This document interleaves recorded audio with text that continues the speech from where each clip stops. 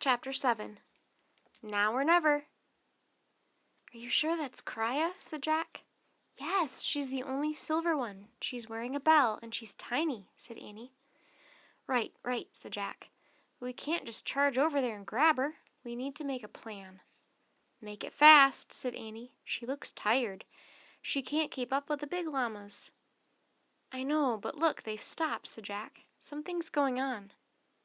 The 2 royal guards had stopped on the lowest level of the plaza. Leaving the animals, the guards climbed up to the highest level. They entered a gate that led to the largest building on the plaza. "The Royal Palace," said Jack, remembering their map. A moment later, the 2 men returned.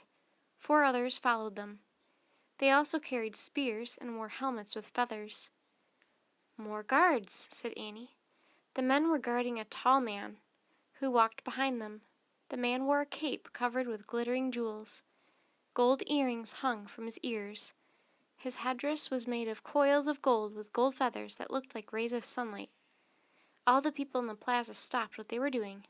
Everyone stared at the glittering golden man. "Who is he?" whispered Jack. "Check the book," whispered Annie. Jack pulled out their guide. He quickly found a painting that showed a man wearing the same clothes and headdress. He and Annie read together. "Emperor Pachacuti ruled the Inca Empire from 1438 to 1471.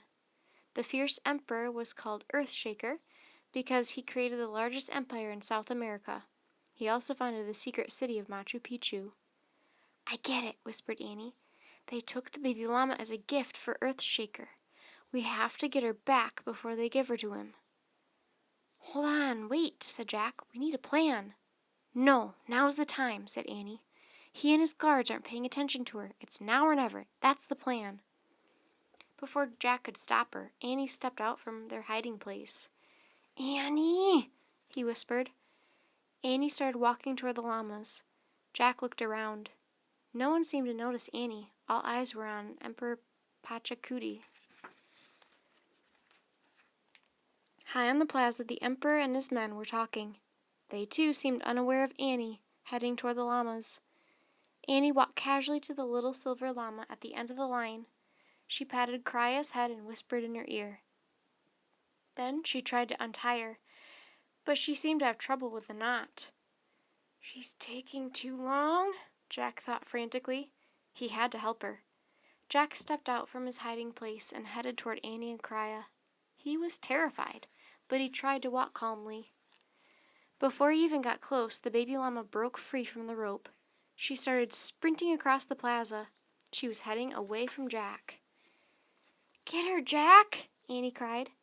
People in the plaza laughed and pointed at Krya. Some Inca children started running after her. Jack charged toward the baby llama, too. He reached her first. He grabbed her and wrapped his arms around her fuzzy silver fur. Annie caught up to them. She held Krya's little head and looked into her eyes. "It's okay," Annie said breathlessly. "It's okay. We're taking you home to Topa." The baby llama nuzzled Annie's hand. Before Annie and Jack could whisk her away, a man shouted, "Thieves!" Jack turned and saw 2 royal guards hurrying toward them. Their spears were raised. "We have to take her back home to her true owner," Annie said boldly. "She belongs to our friend Topa." The guards reached for the llama. "Halt!" someone shouted. The royal guards backed off. Behind them, Emperor Pachacuti was striding toward Jack and Annie. Under his gold headdress, he had jet black hair, dark eyes, and a rugged face. "Who are you?" he said, glaring at them. "I'm Annie, and he's my brother Jack," Annie said. "And this baby llama is Krya. She belongs to our friend Topa. He is an orphan. He takes care of her like she is family." Jack glanced at the guards. He didn't want to make them angrier. "She got lost on Young Mountain," he said. "But these 2 nice guards must have found her," said Annie. She smiled at the men who had taken Krya. "We're happy to take her off their hands now and return her to Topa." The emperor stared coldly at the baby llama.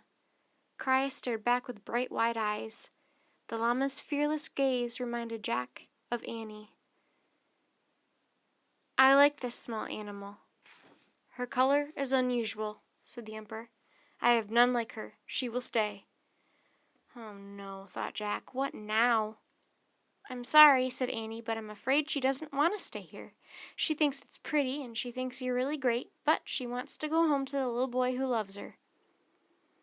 That's right, Jack said nervously. That's what she wants. How do you know what this animal wants? The Emperor said. Well, Jack didn't know what to say. I got this, Annie whispered to him. She looked at the Emperor. We know because she told me. The Emperor looked amused. What? This llama talks to you? Yes, she sure does, said Annie. Oh no, this won't work, thought Jack. Annie looked at Jack. She talks, right?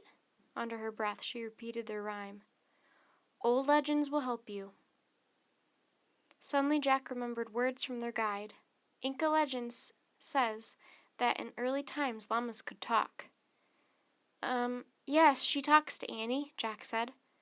The royal guards laughed. The onlookers nearby murmured in low, excited voices. Show us, the Emperor ordered.